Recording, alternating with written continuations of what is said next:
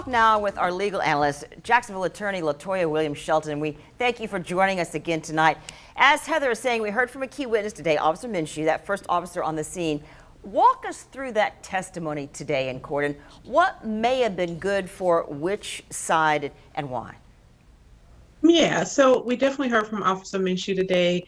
Officer Minshew's testimony was a little rocky. As we can see, we saw the defense come in and honestly impeach him based on a prior inconsistent statement that he made on his direct. However, I still think that Officer Minshew was really good for the state in that he brought about some additional testimony or statements from William Bryan, which kind of goes to his actions on that day and why he could actually be culpable for the murder of Ahmaud Arbery. If you remember in Travis McMichael's attorney's opening statement, he said that he ran back towards Travis. So Travis had no choice but to shoot him. But what we heard from Officer Minshew's testimony today was that the reason why Ahmaud Arbery ran back towards Travis was because William Bryan cut him off.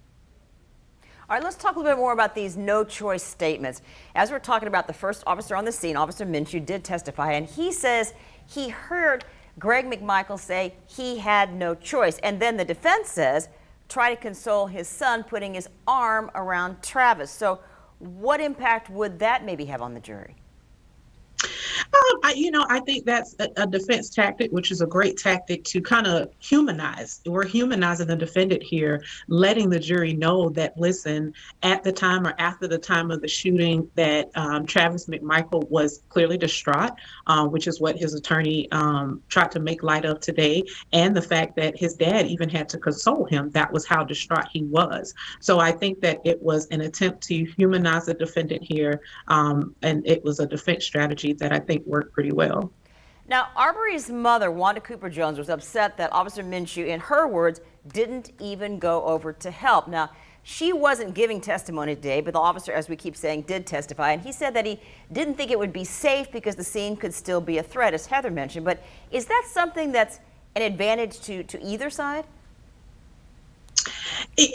Personally, I don't think so. I think that here we're talking about the actions or inactions of the defendants, not the officer on the scene. Now, could this be something that, creates the issue somewhere outside of this criminal case? Possibly. But I don't think that it was good for either side, her statements on today.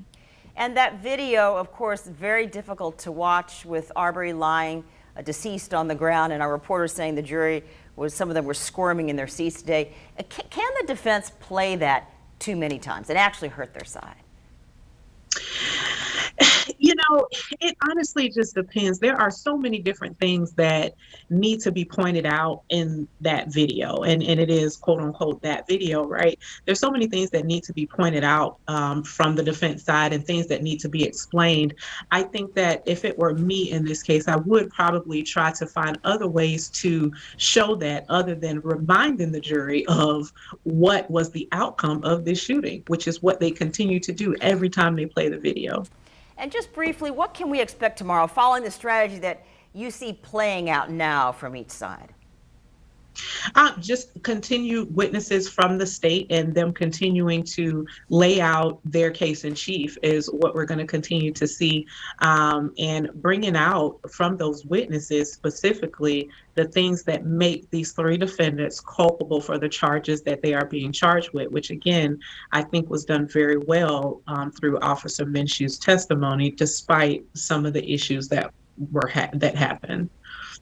Well, thank you so much, our legal analyst, Latoya Williams-Shelter. We appreciate your insight. I know you'll continue to follow the trial along with us. And we are continuing to cover each moment of this trial, gavel to gavel, every day. So here's how you can watch. Digital channel 25.2 or Comcast channel 201. You can also follow along live on the First Coast News app and firstcoastnews.com.